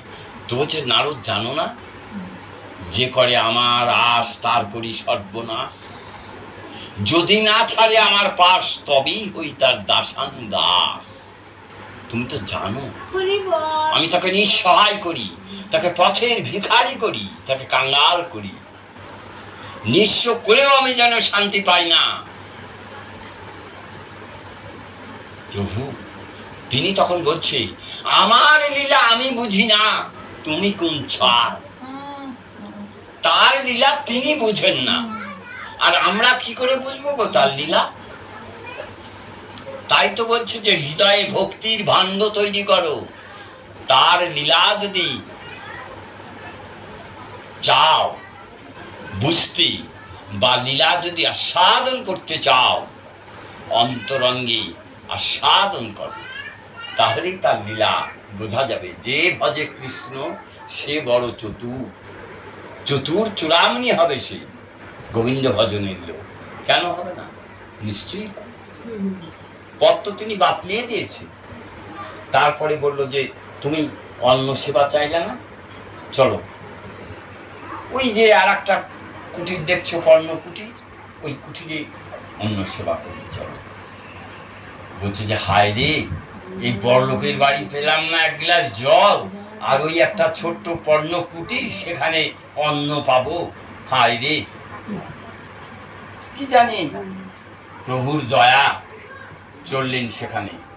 আর সেই সময় সেই ভিখারি, যার দিন ভিক্ষায় যার দিন চলে, দিনহীন দরিদ্র ব্রাহ্মণ ব্রাহ্মণী ধরা আর দ্রোণ,